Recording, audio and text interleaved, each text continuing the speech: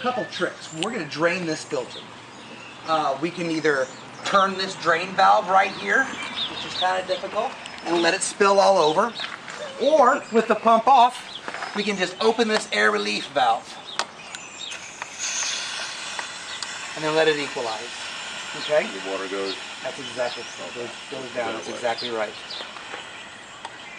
Now, this will take a 9/16, either a deep dish socket or a 9/16 wrench. Easiest way, right here.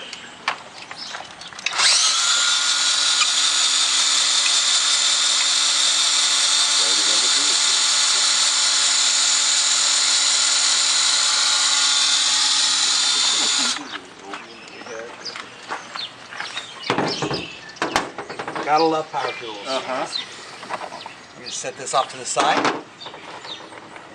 Separate this. And just set it back there. Go back the same way. Yep. Now I'm gonna pull this top off. Have on your wet shoes. There you go. Let that sucker finish. So it's not sucking air. Very cool, I can tell.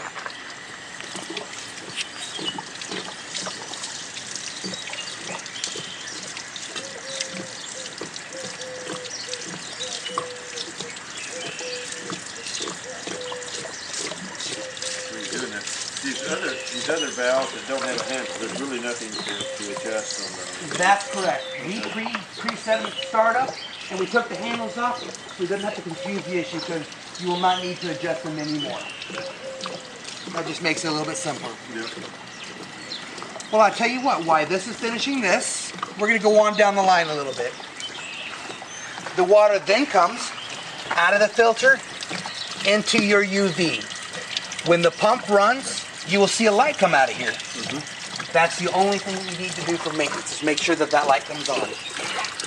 The UV is part of your chemical reduction equipment. The UV, it kills bacteria, feces, cryptosporidium, things like that. Comes out of the UV, then goes into your heater. The pad on the heater is already set to operate with the controller. And there's nothing that you need to do with this. It's already set. Okay. Don't even need to touch it. Then it comes out of the heater. This is a chemical check valve to keep water from backing up into the heater. So this is a no maintenance item. Into the chlorinator. Okay. This is where we'll add our chlorine tablets. This knob right here is how we adjust the amount of chlorine that goes into our pool. Okay? We will use our chemical test kit to determine whether we need to turn it up or down.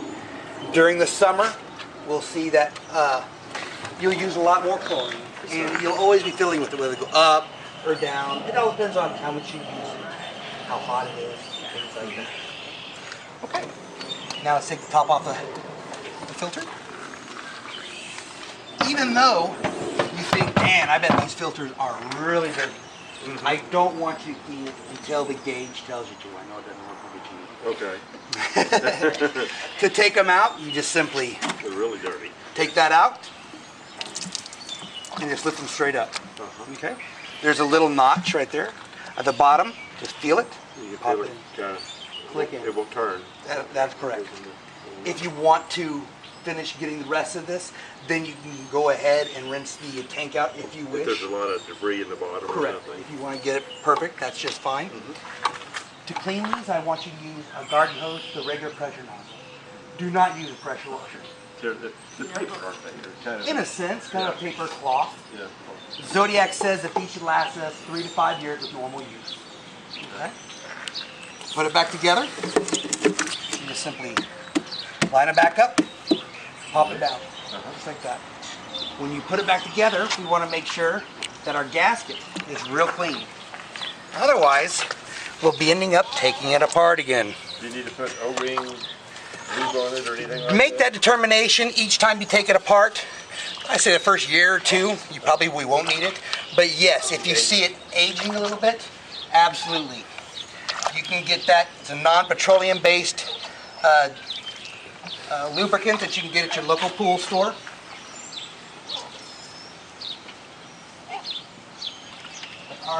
This is in good condition because we know it's new. We're going to check the bottom of it, make sure that it's clear here too.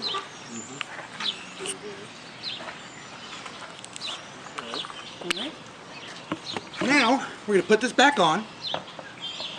This can go on any direction. There's no certain way it needs to go on. Easiest way, make sure our gauge is pointing towards us. Read the gauge. Exactly right.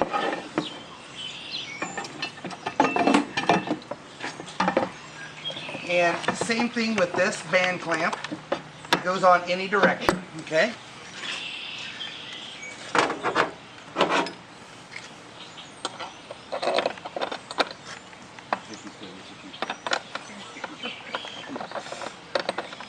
I'm just going to get this bolt started. Then we're going to use our nifty little drill gun.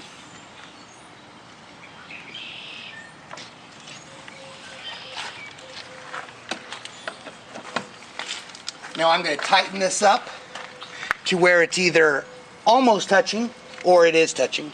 This says about 1/16 of an inch, this sticker right here on the side. Oh, okay. Okay?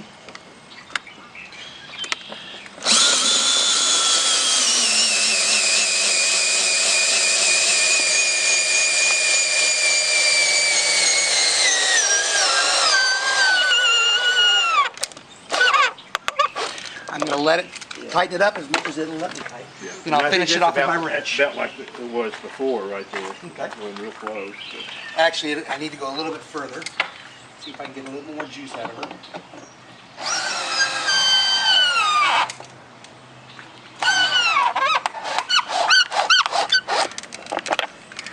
Push stop for a second. I'll go get my wrench.